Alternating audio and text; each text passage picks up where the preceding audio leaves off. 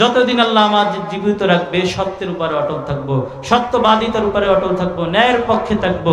জীবন চলে যাক, অন্যায়ের পক্ষে যাওয়া যাবে না। কোন ব্যক্তি যদি সত্যবাদীদের সাথে নিয়ত করে, আল্লাহ আমাকে যদি 5 কোটি টাকা দিতা, তাহলে 1 কোটি টাকা আমি মসজিদে দান করতাম, মাদ্রাসায় দান করতাম। এই ব্যাপারে আপনি সত্যবাদী, মুখেও বলছেন, আপনার অন্তরতা। যদি বাস্তবে আল্লাহ আপনাকে 5 কোটি টাকা দিত, 1 কোটি টাকা আপনি মসজিদ মাদ্রাসায় দান করতেন, এই ব্যাপারে যদি আপনি সত্যবাদী হন। আপনার কাছে টাকা নাই, আপনি শুধু বলতেছেন আল্লাহ তুমি আমার টাকা দিলে আমি মসজিদ মাদ্রাসায় দান করতাম। তুমি যদি বাস্তবেই সত্যবাদী হও, 1 কোটি টাকা মসজিদ মাদ্রাসায় দান করার সওয়াব আল্লাহ আপনাকে দিয়ে দেয়। সুবহানাল্লাহ। এবার দলিল লাগবে না? এবার দলিল নেন। মুসনাদে আহমদের বর্ণনা 18,031 নম্বর হাদিস। মাঝখানে একটু কথা বলি। এই যে আপনারা দেখতেছেন ছোট ছোট মাদ্রাসা, এই মাদ্রাসায় ছাত্ররা কি করে? ওই একটা 20 টাকার একটা লাল কায়দা পরে আর একটা কোরআন শরীফ পরে, কি যে হুজুররা পড়ে। এই যে মুসনাদে আহমদ যে কিতাবটা বললাম, এই কিতাবটার দাম কত জানেন? 80,000 টাকা। কয় টাকা? একটা কিতাবের দাম কয় টাকা? 80,000 টাকা। তাহলে আমরা যেই কথা বলছিলাম, সত্যবাদিতা এত মহৎ গুণ। সত্যবাদিতার সাথে কোনো ব্যক্তি যদি কোনো কিছু নিয়াত করে, আল্লাহ তার সব দিয়ে দেয়। দলিল মুসনাদ আহমদের 18,031 নম্বর হাদিস। হাদিসের বর্ণনাকারী আবু কাফশা আল আনমারি রাদিয়াল্লাহু তাআলা আনহু বলেন, قال رسول الله صلى الله عليه وسلم, আল্লাহ নবী বলেন, সালাসাতুন উকসিমু আলাইহিন্না ওয়া উহাদ্দিসুকুম হাদিসান ফাহফাযু। আমি তোমাদের সামনে 3 ব্যক্তির ব্যাপারে কসম খেয়ে 3টি কথা বলবো। ওয়া উহাদ্দিসুকুম হাদিসান ফাহফাযু, এই 3 ব্যক্তির ব্যাপারে কথা বলার পর একটি হাদিস বলবো, হাদিসটি সবাই মুখস্থ করবা। ফাআম্মাস সালাসুল্লাতী উকসিমু আলাইহিন্না, যেই 3 ব্যক্তির ব্যাপারে কসম খেয়ে 3টি কথা বলার কথা বললাম। 1 নাম্বার, ফাইন্নাহু মা নাকাসা মাল আবদিন সাদাকা। আমি আল্লাহ নবী মোহাম্মদ কসম খেয়ে বললাম, কোন ব্যক্তি যদি দান সদকা করে তার অর্থ সম্পদ কমে না। সুবহানাল্লাহ। আল্লাহ নবী বলতেছেন, আমি আল্লাহর কসম খেয়ে বললাম, কোন ব্যক্তি যদি দান সদকা করে তার অর্থ সম্পদ কমবে না। আমি নবী কসম খেয়ে বললাম। 2 নাম্বার, ওয়ালা যুলিমা আবদুন বিমাজলামাতিন ফায়াসবিরু আলাইহা ইল্লা যাদাহুল্লাহু বিহা ইজ্জা। কোন ব্যক্তির উপরে যদি জুলুম করা হয়, আপনার উপর আমার উপরে যদি কেউ জুলুম করে, এরপরে আমি যদি ধৈর্য ধারণ করতে পারি, আল্লাহ নবী বললেন, তুমি যদি ধৈর্য ধারণ করো, তোমার উপরে কেউ জুলুম করছে, তুমি ধৈর্য ধারণ করছো, আমি নবী মুহাম্মদ কসম খেয়ে বললাম, ইল্লা যাদাহুল্লাহু বিহা ইজ্জা, এর কারণে আল্লাহ তোমার সম্মান বাড়িয়ে দিবে। 3 নাম্বার ব্যক্তি, ওয়ালা ইয়াফতাহু আবদুন বাবা মাসআলাতিন ইল্লা ফাতাহাল্লাহু লাহু বাবা ফাকরিন। 3 নাম্বার, আল্লাহ নবী বলেন, কোন ব্যক্তি যদি তার প্রয়োজনের কথা মানুষের কাছে বলে, মানুষের কাছে তার প্রয়োজনের কথা বলে, মানুষের কাছে সহযোগিতা চায়, কোন ব্যক্তি যদি তার চাওয়াটা মানুষের কাছে নিয়ে যায়, আল্লাহ নবী কসম খেয়ে বলেন, ইল্লা ফাতাহাল্লাহু লাহু বাবা ফাকরিন, আল্লাহ তাআলা তার দরিদ্রতা আরো বাড়িয়ে দেয়। নাউজুবিল্লাহ। তাহলে আমাদের সকল প্রয়োজনের কথা বলতে হবে কার কাছে? আল্লাহর কাছে, কোনো মানুষের কাছে বলা যাবে না। তাহলে 3 ব্যক্তির ব্যাপারে কসম খেয়ে নবীজি 3টি কথা বলেন। এরপরে হাদিস বলবেন, হাদিসটা মুখস্থ করতে হবে। আল্লাহ নবী মুখস্থ করতে বলছেন। তা আল্লাহ নবী বলতেছেন, ইন্নামাদ দুনিয়া লিআরবাতি নাফার, এই দুনিয়ার ভিতরে 4 শ্রেণীর ব্যক্তি বসবাস করে। কয় শ্রেণী? 4 শ্রেণীর ব্যক্তি বসবাস করে। 1 নম্বর, আবদিন রাযাকাহুল্লাহু মালা ওয়া ইলমা। প্রথম শ্রেণী হলো ওই সকল ব্যক্তিরা যাদেরকে আল্লাহ ধন সম্পদ দিয়েছে এবং দিনের বুঝও দিয়েছে, দিনের বুঝ আছে তার ভিতরে, এবং আল্লাহ তাকে ধন সম্পদ দিয়েছে। ফাহুয়া ইয়াত্তাকি ফিহি রাব্বাহ, তার সম্পদের ব্যাপারে সে আল্লাহকে ভয় করে, তার সম্পদগুলো অন্যায় কাজে ব্যয় করে না। ওয়া ইয়াসিলু ফিহি রাহিমা, তার সম্পদের ভিতরে আল্লাহ যেই আত্মীয়দের যেই হক রাখছে সেই হকও আদায় করে। প্রত্যেকের সম্পদের ভিতরে আত্মীয়দের হক আছে, তো তার আত্মীয়দের হকও আদায় করে। এবং সে স্বীকার করে আমার এই সম্পদের ভিতরে আল্লাহর একটা হক আছে। সে স্বীকার করে যে এই সম্পদ এটা শুধু আমার না, এর ভিতরে আল্লাহরও একটা হক আছে। প্রতি বছর যাকাত দিতে হবে, গরিবদের সহযোগিতা করতে হবে, এই সম্পদের ভিতরে আল্লাহর হক আছে, এই কথা সে স্বীকার করে। তাহলে প্রথম শ্রেণীর ব্যক্তি হলো যাদেরকে আল্লাহ ধন সম্পদ দিয়েছে, দিনের বুঝও দিয়েছে, তো অতএব ওই ব্যক্তি ধন সম্পদগুলো দিনের পথে ব্যয় করে, অন্যায় পথে ব্যয় করে না, আত্মীয়দের হক আদায় করে। আর সে এটা স্বীকার করে যে এই যে আল্লাহ আমাকে সম্পদ দিয়েছে, এই সম্পদের ভিতরে আল্লাহর হক আছে, যাকাত দিতে হবে, দান সদকা করতে হবে। আল্লাহ নবী বললেন, ফাহাদা বিআফদালিল মানাজিল, এই ব্যক্তি হলো পৃথিবীর বুকে সবথেকে শ্রেষ্ঠ। তাহলে প্রথম শ্রেণী গেল। 2 নম্বর ওয়া আবদিন রাযাকাহুল্লাহু ইলমা ওয়া লাম ইয়ারযুকহু মালা। 2 নম্বর যাকে আল্লাহ ইলম দিয়েছে, দ্বীনের বুঝ দিয়েছে, কিন্তু তাকে আল্লাহ ধন সম্পদ দেয় নাই, ফাহুয়া ইয়াকুল লাউ কানা লি মাল আমিলতু বিআমালি ফুলান। ওই ব্যক্তি মনে মনে বলে, আল্লাহ যদি ওই ব্যক্তির মতো আমাকে সম্পদ দিত, আমি ওই ব্যক্তির মতো মসজিদ মাদ্রাসায় দান করতাম। আল্লাহ নবী বলেন, এই ব্যাপারে যদি সে সত্যবাদী হয়, বাস্তবে তার অন্তরের নিয়তটা যদি খাঁটি হয়, আল্লাহ যদি তাকে বাস্তবেই সম্পদ দেয়, সে মসজিদ মাদ্রাসায় দান করত, তা আল্লাহ নবী বলেন ফাআজরুহুমা সাওয়া, উভয়ের সব বরাবর। যেই ব্যক্তি দান করলো, ওই ব্যক্তি দান করে যেই পরিমাণ সওয়াব পাইলো, যেই ব্যক্তি সত্যবাদিতার সাথে নিয়ত করলো, ওই ব্যক্তি সমপরিমাণ সওয়াব পেয়ে গেল। কেউ যদি সত্যবাদী হতে পারে, আল্লাহ নবী বলছেন আমি গ্যারান্টি দিলাম তুমি সফলকাম। তোমার অর্থ সম্পদ কম, বাড়ি গাড়ি নাই, কিন্তু তুমি সত্যবাদী হতে পারলা, আমি নবী মুহাম্মদ বললাম তুমি সফলকাম। দলিল মুসনাদ আহমদের বর্ণনা 6652 নম্বর হাদিস। ক্বালা রাসূলুল্লাহ সাল্লাল্লাহু আলাইহি ওয়াসাল্লাম, নবীজি সাল্লাল্লাহু আলাইহি ওয়াসাল্লাম বলেন, আরবাউন ইযা কুননা ফীকা ফালা আলাইকা মা ফাতাকা মিনাদ দুনিয়া। তোমার ভিতরে যদি 4টি বৈশিষ্ট্য থাকে, তুমি নিজের ভিতরে যদি 4 বৈশিষ্ট্য অর্জন করতে পারো, আমি নবী বললাম তুমি সফলকাম। দুনিয়াতে তোমার অর্থ সম্পদ নাই, বাড়ি গাড়ি নাই, তুমি যদি 4টি বৈশিষ্ট্য অর্জন করতে পারো, আমি নবী মুহাম্মদ বললাম তুমি সফলকাম। সুবহানাল্লাহ। শুনবেন 4টি গুণ। 1 নম্বর হিফজু আমানাহ। তোমার কাছে যদি কেউ আমানত রাখে, তার আমানত যথাযথভাবে আদায় করবা, আমানতের ব্যাপারে কিঞ্চিত পরিমাণ খেয়ালত করবা না। 2 নম্বর ওয়াসিদকু হাদিস, যেই কথা বলবা সত্য বলবা, কথায় সত্যবাদী হবা। 3 নম্বর ওয়া হুসনু খলিকা, উত্তম চরিত্রবান হবা। 4 নম্বর ওয়াইফাতুন ফি তুমাতিন, হালাল এবং উত্তম খাবার খাবা। তাহলে 1 নম্বরে আমানতের হেফাজত করবা, আমানতের খেয়ালত করবা না। 2 নম্বর সত্য কথা বলবা। 3 নম্বর উত্তম চরিত্র অর্জন করবা। 4 নম্বর হালাল এবং উত্তম খাবার খাবা।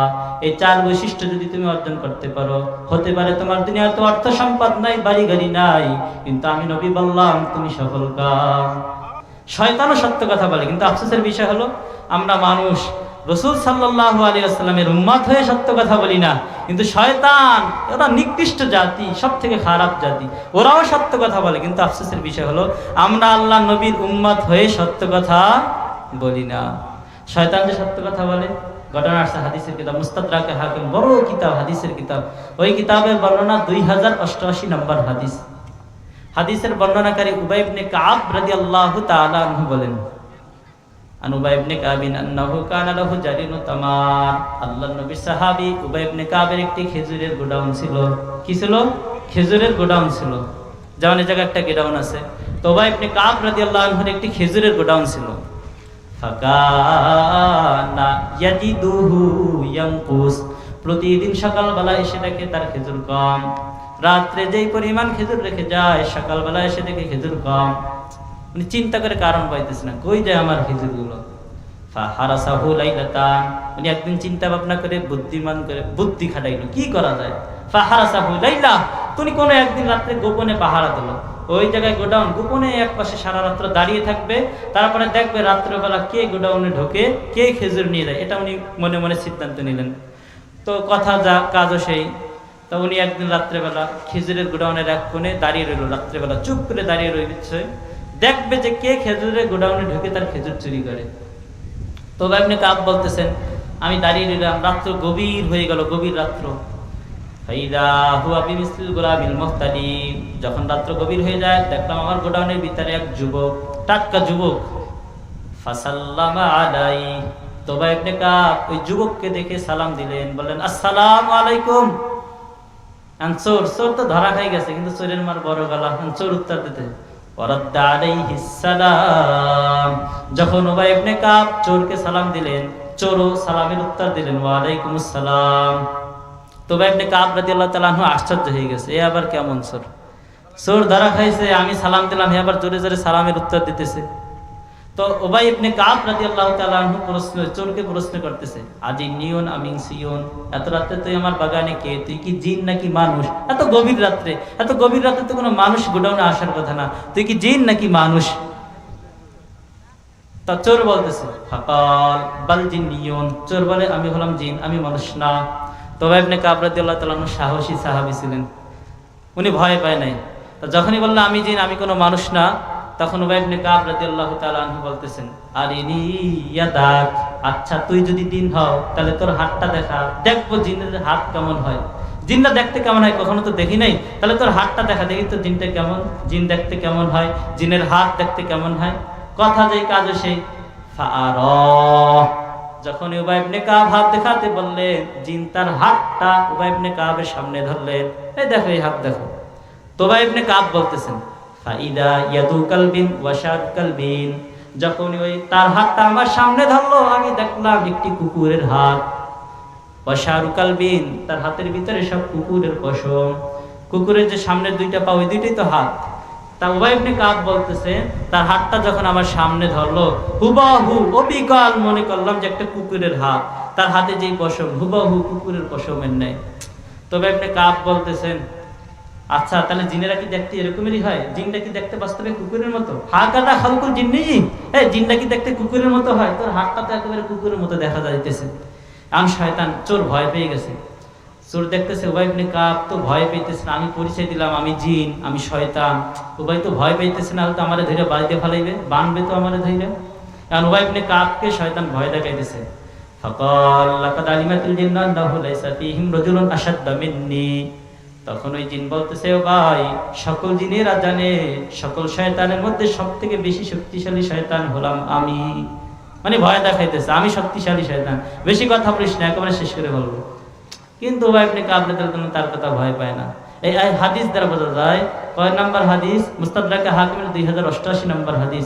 এই হাদিস দ্বারা বোঝা যায় কোন ব্যক্তিকে যদি জিন শয়তান ভয় দেখায়, এখন তার জিন শয়তান নাই, যদি কারো সামনে জিন শয়তান পড়ে আর যদি ভয় দেখায়, ভয় পাইছেন মানে বিপদে পড়ছেন।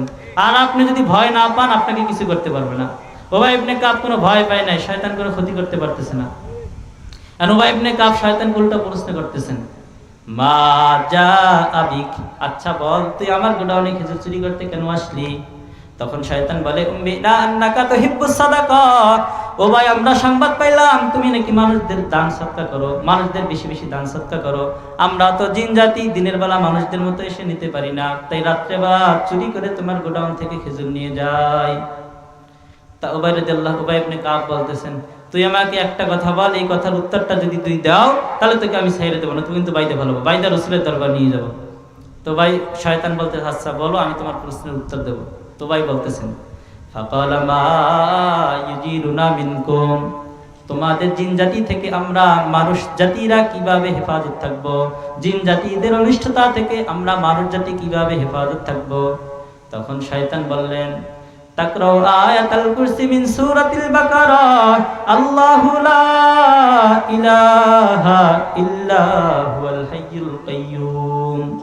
তখন শয়তান বললেন ও ভাই তুমি যদি সূরা বাকারা 255 নম্বর আয়াতুল কুরসি তেলাওয়াত করো, ইদা করাতাহা গাদওয়াতান উজিবতা মিন্না হাত্তা তুমসিয়া, সকালবেলা যদি তুমি আয়াতুল কুরসি তেলাওয়াত করো সন্ধ্যা পর্যন্ত তোমরা মানুষ জাতির আমাদের জিন জাতি থেকে হেফাজত থাকবা।